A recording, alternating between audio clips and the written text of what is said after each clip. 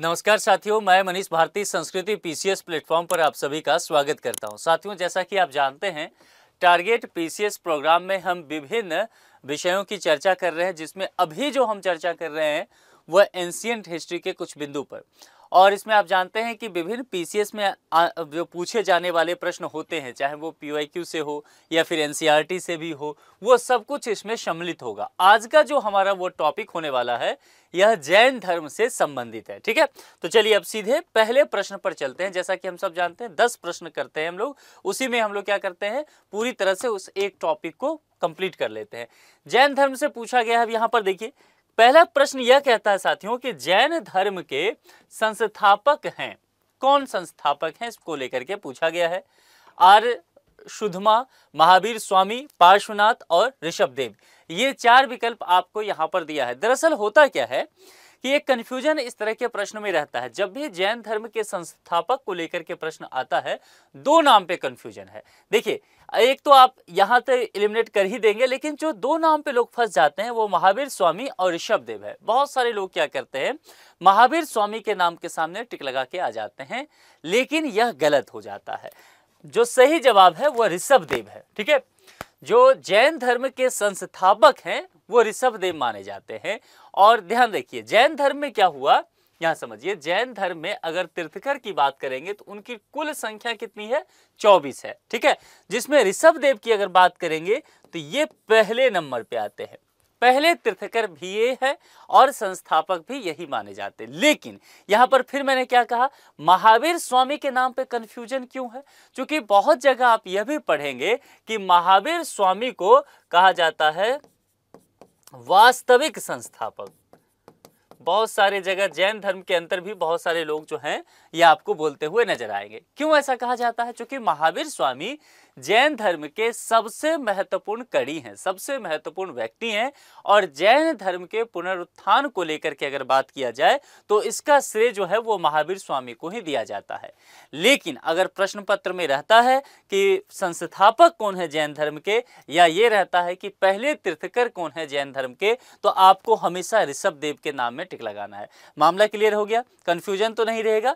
तो पहले का डी यानी कि ऋषभदेव। चलिए अब दूसरे पर चलते हैं। दूसरा देखिए, श्वेतांबर परंपरा के अनुसार निम्नलिखित तीर्थकरों में कौन महिला तीर्थकर थीं?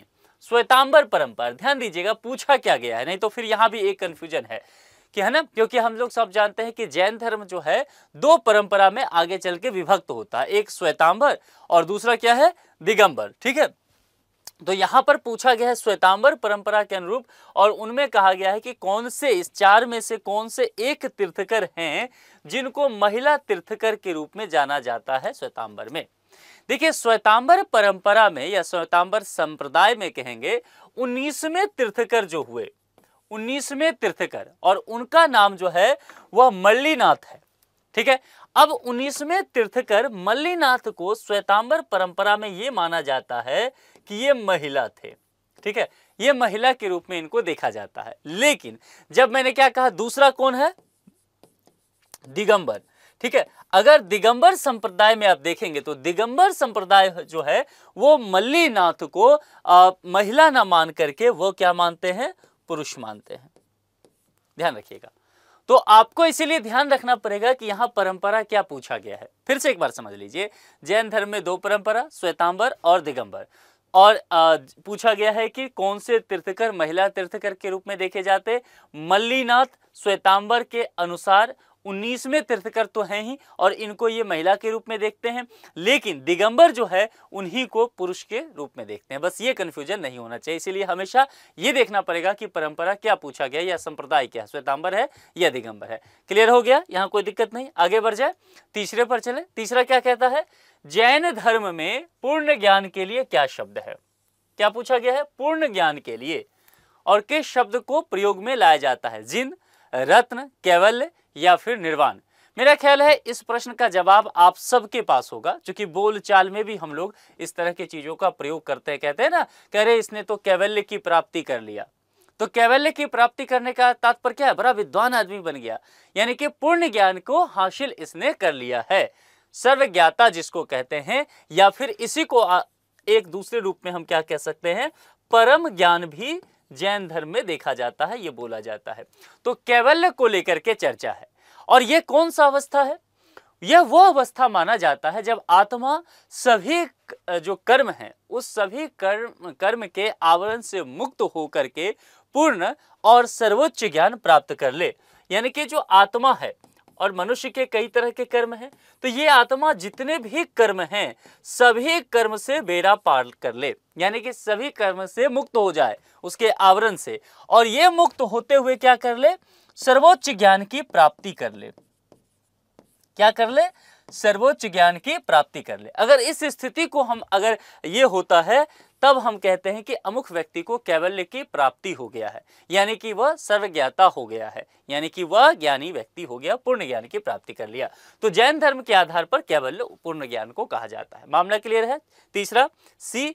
चौथा पर चलते हैं। चौथा क्या? देखिए, जैन संप्रदाय में प्रथम विभाजन के समय श्वेतांबर संप्रदाय के संस्थापक थे। ये प्रश्न बहुत बार पूछा गया है, तो इसको आप चाहें तो 5 स्टार लगा लीजिए। टॉपिक काफी एनसीईआरटी वगैरह में भी देखने को मिलेगा। ये कहा गया कि देखिए, जैन धर्म में पहली बार जब विभाजन होता है, ठीक से समझिए, प्रथम विभाजन स्पष्ट है यहाँ पर निर्देश, उस समय श्वेतांबर संप्रदाय जो हुआ, तो श्वेतांबर संप्रदाय के संस्थापक का नाम क्या रहा? स्थूलभद्र, भद्रबाहु, कालकाचार्य या फिर देवर्धि क्षमा श्रवण। ये यहाँ पर आपको 4 विकल्प दिया गया है। अब चलिए जरा इसके विषय में समझिए। देखिए, जैन संप्रदाय में प्रथम विभाजन के समय श्वेतांबर परंपरा के जो संस्थापक रहते हैं उनका नाम है स्थूलभद्र। ठीक है, तो ए विकल्प सही है। अब देखिए, यहाँ पर स्थूलभद्र जो होते हैं वह कौन होते हैं? तो जो भद्रबाहु हैं, जो भद्रबाहु हैं, इनके कौन से होंगे? कौन होंगे? ये शिष्य होंगे। मामला समझ में आया? और भद्रबाहु जो हैं वह दिगंबर संप्रदाय के प्रमुख हो जाते हैं। ये श्वेतांबर में कहा गया ना, तो श्वेतांबर के प्रमुख कौन हो गए उस वक्त? स्थूलभद्र। और भद्रबाहु को इसके हो जाएंगे दिगंबर संप्रदाय के प्रमुख उस समय होते हैं। मामला समझ में आ गया? जिन्होंने मगध में, आप जानते हैं कि चूंकि इसका फलना फूलना जो हुआ इस धर्म का वही वैशाली मगध के आसपास, तो क्या होता है कि उस वक्त मगध में जो आपने 16 महाजनपद पढ़ा होगा तो उसमें पढ़ा ना कि मगध सबसे शक्तिशाली और समृद्ध महाजनपद था। लेकिन उस वक्त क्या होता है साथियों कि मगध में अकाल होता है, अकाल आ जाता है। ठीक है, और अकाल आ जाने के वजह से जो भद्रबाहु हैं, और भद्रबाहु फिर से ध्यान दीजिए किसके? दिगंबर संप्रदाय के प्रमुख, तो ये क्या करेंगे? ये यहां से पलायन करते हैं, या ऐसे कह सकते हैं कि प्रस्थान कर जाते हैं। किस ओर करते हैं? दक्षिण भारत की ओर कर जाते हैं। मामला समझ में आ गया? तो कुल मिलाकर के आप देखेंगे कि आज भी जैन धर्म में जो दिगंबर संप्रदाय है उसकी ठीक ठाक संख्या किधर देखने को मिलेगा? दक्षिण भारतीय राज्यों में देखने को मिलेगा। मामला समझ में आ गया? कहानी समझ में आ गया? तो यहाँ पर शिष्य और जो है गुरु के बीच का ही एक संबंध के तौर पर आप इसे देख सकते हैं। भद्रबाहु के शिष्य ही स्थूलभद्र हुआ करते थे। लेकिन यहाँ पर चूंकि पूछा गया श्वेतांबर संप्रदाय के संस्थापक, तो वह स्थूलभद्र होंगे, यानी कि ए विकल्प के साथ हमें चलना है। मामला क्लियर? चलिए 5वें पर चलते हैं। 5वां बहुत इंपॉर्टेंट है और कई बार पूछा गया है, न जाने कितनी बार पूछा गया है, आगे भी पूछा जाता रहेगा। 5 स्टार लगाइए। पूछा गया है कि भगवान महावीर जैन जो हैं उनका जन्म स्थान कौन सा है? और मैंने आपसे क्या कहा था? जो महावीर जैन हैं दरअसल इनको जैन धर्म का वास्तविक संस्थापक माना जाता है, पुनरुद्धार करने वाला माना जाता है, सबसे प्रमुख व्यक्ति के तौर पर देखा जाता है। इसलिए सबसे अधिक प्रश्न भी यहीं से पूछा जाता है।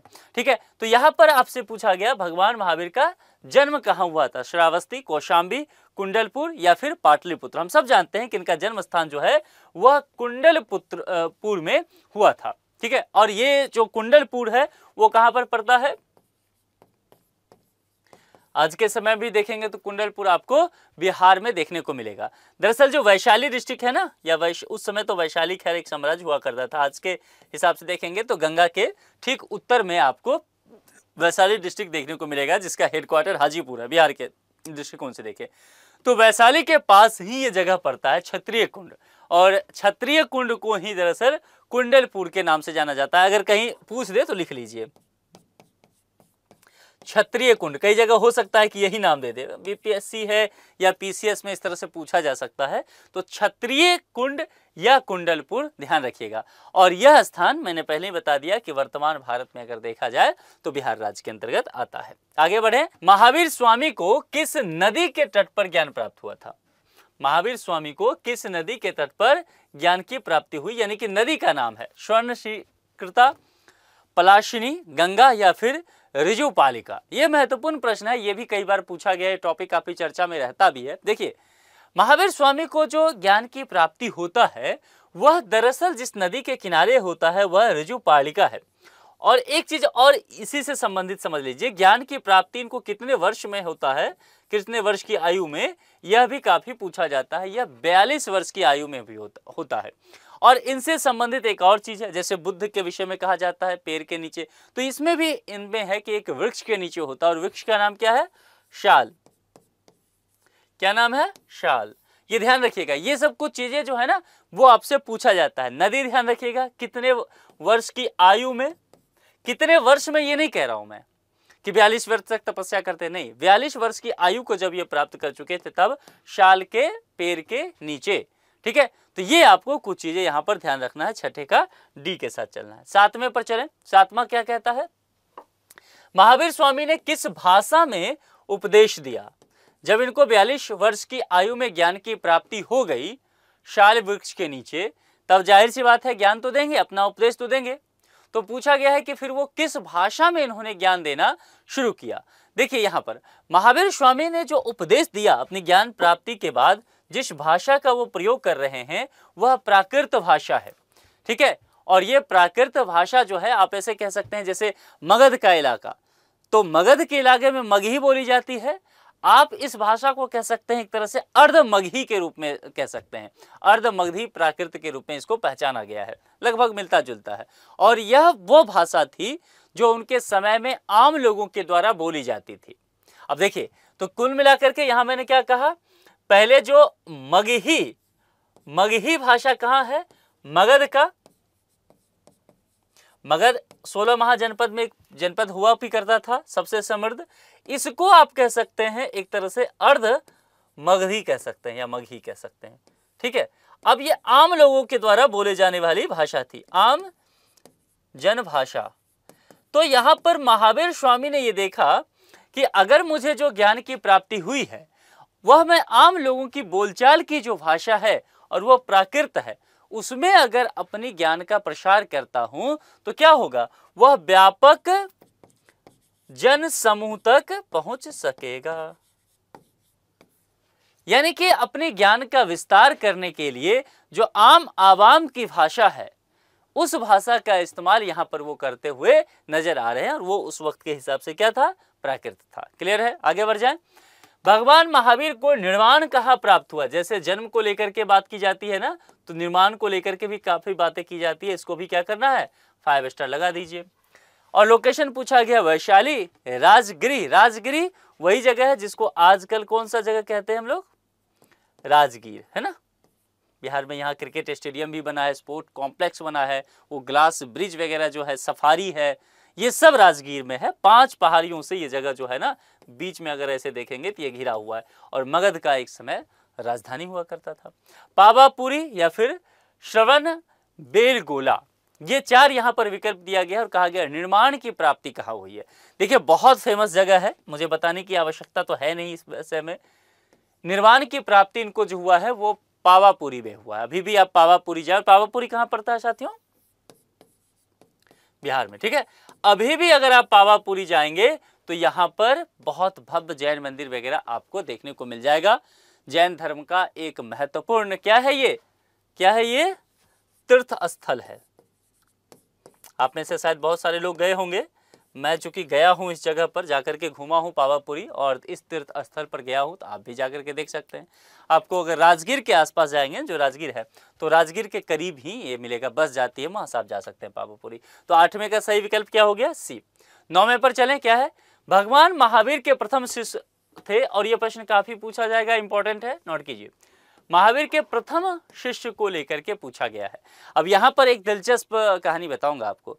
दरअसल महावीर स्वामी के जो प्रथम शिष्य हैं उनका नाम है जमाली। तो विकल्प के आधार पर तो ए के साथ आप चले जाएंगे, लेकिन जमाली के साथ एक संबंध भी है। किनका? भगवान महावीर जैन का। और जमाली जो है ना, वो महावीर जैन के कौन होते हैं? वह दामाद हैं। यानी कि और दामाद के साथ साथ क्या है? शिष्य भी है। और शिष्य भी कौन सा? प्रथम। तो कुल मिलाकर के इन्होंने अपने दामाद को ही पहला शिष्य बनाया, दामाद को ही ज्ञान दिया। जब इनको 42 वर्ष के आयु में ज्ञान की प्राप्ति हुई शाल वृक्ष के नीचे, तो फिर इन्होंने अपने दामाद को ही पहला उपदेश देते हैं। तो जिस वजह से प्रथम शिष्य बनने का सौभाग्य जमाली उनके दामाद को ही मिलता है। कई जगह जमाली में ऐसे लिखा होगा, कई जगह जमाली इस तरह से भी लिखा रहता है। ठीक है, वो अपने अपने बुक पे निर्भर करता है। ठीक है, चलिए आगे बढ़ जाए। 10वें पर चले। जैनों में संलेखना का अर्थ है, बहुत महत्वपूर्ण है। 5 स्टार इसको भी डालिए। और कई बार पूछा जा चुका है पीवाईक्यू में। अगर आप देखेंगे प्रीवियस ईयर क्वेश्चन में, तो लगातार ये प्रश्न आपको देखने को मिल जाएगा, ये टॉपिक। और एनसीईआरटी में भी अलग से इस चीज़ों को लेकर के चर्चा किया है। संलेखना एक ऐसा चीज़ है जो करंट अफेयर्स में भी चर्चा में रहता है, इस पर काफ़ी विवाद भी होता है ना। आखिर ये मुद्दा क्या है, जरा इसको समझते हैं, ध्यान से समझते हैं। आधुनिक समय से भी जुड़ा हुआ है, इसलिए मैंने करंट अफेयर्स की चर्चा किया। जैन धर्म में संलेखना एक कह सकते हैं कि क्रिया होता है, घटना होता है, जिसको लेकर के देखा जाता है। अब समझिए क्या है। दरअसल जैन धर्म में संलेखना का अर्थ होता है कि जब कोई व्यक्ति मृत्यु के निकट पहुंच चुका है और मृत्यु अब उसके करीब है, वो जान चुका है, उसको असाध्य रोग हो चुका है, किसी भी वजह से पूरी तरह से रोगों से ग्रस्त हो चुका है, फिर वो क्या करता है कि धीरे धीरे भोजन का, जल का त्याग करता है, अन्न जल का धीरे धीरे त्याग करना शुरू कर देता है। और वो धीरे धीरे क्या करता है, स्वेच्छा से उपवास पर जाने लग जाता है। और उससे क्या होता है, भूख की वजह से तरप के, चूंकि धीरे धीरे खाना तो खा नहीं रहा है, तो धीरे धीरे क्या होगा, उस वजह से वो अपने जीवन का अंत कर लेता है। लेकिन अब आप कहेंगे कि क्या इसे आत्महत्या माना जाएगा? यही इसलिए मैंने कहा कि ये जो बहुत ज्वलंत मुद्दा है, संवेदनशील मुद्दा है। लेकिन इसको जो है जैन धर्म के आधार पर आत्महत्या नहीं माना जाता है। जैन धर्म में हिंसा को पूरी तरह से नकारा गया है ना, पूरी तरह से अहिंसक प्रवृत्ति को लेकर के बात की गई है। लेकिन प्रश्न यह भी रहता है कि क्या फिर यह जो है संलेखना क्या आत्महिंसा है, अपने ऊपर हिंसा की बात की गई, यह भी प्रश्न उठता है। लेकिन यह इस प्रक्रिया को, संलेखना को आत्महिंसा के तौर पर भी नहीं देखा जाता है। फिर किस तौर पर देखा जाता है? दरअसल माना जाता है कि आत्मा और शरीर को शुद्ध करने की प्रक्रिया है, मोक्ष प्राप्ति करनी है। क्या प्राप्ति करनी है? मोक्ष। और मोक्ष यदि प्राप्ति करनी है तो उसका अंतिम साधन के तौर पर संलेखना को देखा जाता है। तो ध्यान रखिएगा, यह आत्महत्या नहीं माना जाएगा। लेकिन ध्यान रखना है, यह जैन धर्म के आधार पर मैं बता रहा हूं, कानून की बात यहां मैंने कह रहा हूं। तो जैन धर्म में आत्महत्या इसे नहीं माना जाता, बल्कि इसे आत्मा और शरीर को पतला करने वाली और मोक्ष प्राप्त करने की अंतिम साधना कहा जाता है, जिसमें व्यक्ति ध्यान केंद्रित कर मृत्यु का सामना करता है। इसे जो है आप एक समाधि मरण भी कहते हैं, या एक शब्द और आपने सुना होगा, ये बहुत चर्चा में है, रहता है, संथारा। मामला सुप्रीम कोर्ट वगैरह में भी कई बार गया है कि इस पर रोक लगाया जाना चाहिए, संथारा नहीं होना चाहिए, है ना। चूंकि एक तरह से आप देखेंगे यूथनेशिया की जब हम चर्चा करते हैं, यानी कि इच्छा मृत्यु की जब बात करते हैं, तो भारत में पहले यूथनेशिया नहीं था। लेकिन समय के साथ सुप्रीम कोर्ट को लगा कि इस पर काम करना चाहिए। और यूथनेशिया जब होता है तो दो तरीके की यूथनेशिया है, एक होता है क्या, एक्टिव, दूसरा क्या होता है, पैसिव। ठीक है, अच्छा, इस प्रश्न का सबसे पहले जवाब मिल गया ना, अनशन से मृत्यु, भोजन अन्न का त्याग कर दिया और मृत्यु को के करीब गए। लेकिन आत्महत्या जैन धर्म के हिसाब से नहीं। अब ये जो मॉडर्न डे पर देखेंगे एक्टिव और पैसिव यूथनेशिया, तो एक्टिव यूथनेशिया क्या हुआ कि इस दोनों में मान लेते हैं कोई व्यक्ति है जिनको असाध्य रोग हो गया है, ठीक है, कोमा में चले गए हैं, ऐसा केस भी हुआ है, 20-21 साल तक कोमा में सुप्रीम कोर्ट में केस चलता रहा, तो वह कोमा में चले गए। अब उससे पहले मृत्यु को लेकर के मतलब यूथनेशिया को लेकर इजाजत ही नहीं था कानूनी तौर पर, तो जब तक वो स्वतः मर नहीं जाते हैं तब तक अस्पताल में, कोमा में वो रहे, केस चलता रहा। और फिर सुप्रीम कोर्ट को लगा कि नहीं, अगर कोई व्यक्ति असाध्य रोग से पीड़ित हो गया हो और डॉक्टरों की टीम अगर ये कह देती है कि इनके जीवित होने का, या ऐसे कह सकते हैं कि सही होने का, जीवित तो है ही, सही होने का चांस बिल्कुल नहीं के बराबर है, नगण्य है, उस स्थिति में डॉक्टरों की टीम के सलाह मशविरा से यूथनेशिया का प्रयोग किया जा सकता है।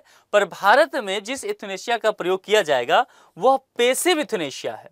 अब पैसिव यूथनेशिया क्या होता है? यानी कि यूथनेशिया का प्रयोग करके मरा जा सकता है, लेकिन यूथनेशिया पैसिव होना चाहिए। और पैसिव क्या है कि असाध्य रोग से पीड़ित हो गए, कोमा में है, तो सपोर्ट सिस्टम खत्म कर देना। ऑक्सीजन सप्लाई कर रहे हैं ताकि वो जीवित रहे तो ऑक्सीजन हटा देना, है ना, पानी ग्लूकोज जो भी चढ़ा रहे हैं वो हटा देना, यानी कि सपोर्ट सिस्टम मरीज से हटाना। और उसके हटा लेने के वजह से मरीज जो है वो मृत्यु को अंत में प्राप्त कर जाएंगे। तो लंबे समय से जो कष्ट झेल रहे थे, दर्द झेल रहे थे, उससे उस शरीर को छुटकारा मिल जाएगा। यानी कि गर्भामयी मृत्यु का भी अधिकार व्यक्ति को होना चाहिए। ये बात यहाँ पर पैसिव यूथनेशिया को लागू करके सुप्रीम कोर्ट ने कहा। अब आप कहेंगे सर एक्टिव यूथनेशिया क्या है? क्या दुनिया के कुछ देशों में एक्टिव यूथनेशिया है? दुनिया के कई देशों में एक्टिव यूथनेशिया है। ये आपके लिए होमवर्क रहा, आप कमेंट बॉक्स में बताएंगे। और एक्टिव यूथनेशिया है क्या? एक्टिव यूथनेशिया है कि मान लीजिए कोई व्यक्ति असाध्य रोग से पीड़ित हो, तो सपोर्ट सिस्टम नहीं हटा रहे, ऑक्सीजन हटा नहीं रहे, बाहर से कोई इंजेक्शन दे करके, पॉइजन दे करके मार दे रहे हैं कि ठीक है अब ये जीवित नहीं हो सकते, कष्ट हो रहा है, तो एक्टिव यूथनेशिया करते हैं। एक्टिव क्या? पॉइजन लिया, बाहर से डाला बॉडी में और बस कुछ सेकेंड में मृत्यु को प्राप्त कर लिए, तो ये कहते हैं एक्टिव। लेकिन भारत के सुप्रीम कोर्ट ने कहा कि नहीं, एक्टिव यूथनेशिया नहीं हो सकता है, बाहर से पॉइजन से नहीं मारा जा सकता है, या किसी भी तरीके से आपको सपोर्ट सिस्टम हटाया जा सकता है। वो भी डॉक्टर पूरे देखेंगे, उनकी टीम, उनके परिवार, उनकी अपनी सहमति, ये सभी चीजें जो है वो सब मिला करके। तो ये ध्यान रखिएगा। तो ये जब मुद्दा चलता है ना संलेखना या संथारा वाला, इसको इससे जोड़ करके देखा जाता है, अनशन से मृत्यु को लेकर के समझा जाता है इसमें। तो यहाँ पर जो इस प्रश्न का जवाब है, जैनों में संलेखना का अर्थ क्या है? अनशन से मृत्यु को प्राप्त करना, धीरे धीरे अन्न जल सबका त्याग कर देना। मामला क्लियर है ना? चीजें समझ गए? आगे चलते हैं। जैन धर्म में अनेकांतवाद का अर्थ क्या होता है? ये भी कई बार पूछा गया है, तो चलिए आप लोग इसका जवाब दीजिए। एक ही सत्य, इस पर बहुत प्रसिद्ध कहानी है ना? आप जानते हैं ना, हिंट दूं? अरे वो हाथी और कई व्यक्ति जो हैं, जो ब्लाइंड पर्सन होते हैं, वो हाथी को जैसे जैसे देखते हैं उस चीज को लेकर के, ठीक है। तो अनेकांतवाद कई दृष्टिकोण से सत्य, केवल एक मार्ग, केवल एक देव और एक ही सत्य। तो जो भी आपको सही लगता हो चार विकल्प में, वो क्या करना है? कमेंट बॉक्स में लिख करके दे देना है। बाकी का हिंट मैंने दे दिया, आपको कहानी जरा सा बता दिया, ठीक है। और वो आप बताना चाहे कि वो कहानी क्या है, तो वो भी आप बता सकते हैं, ठीक है। इस लेक्चर को अपने दोस्तों तक शेयर कीजिए, उन्हें बताइए कि आपको फ्री में यहाँ पर ये सारी चीज़ें उपलब्ध हो रहा है। और पीसीएस के लिए लगातार हम लोग विभिन्न विषय के साथ जुड़े रहेंगे। आपका धीरे धीरे देखेंगे सिलेबस कवर हो जाएगा, ठीक है। बाकी आप इस लेक्चर में और क्या जोड़ना चाहते हैं ये भी सजेस्ट कर सकते हैं। और अभी तक यदि आपने संस्कृति पीसीएस चैनल को सब्सक्राइब नहीं किया है तो प्लीज़ सब्सक्राइब जरूर कर लें। आज के लिए इतना ही। जुड़ने के लिए आप सभी का बहुत बहुत शुक्रिया। Thank you so much.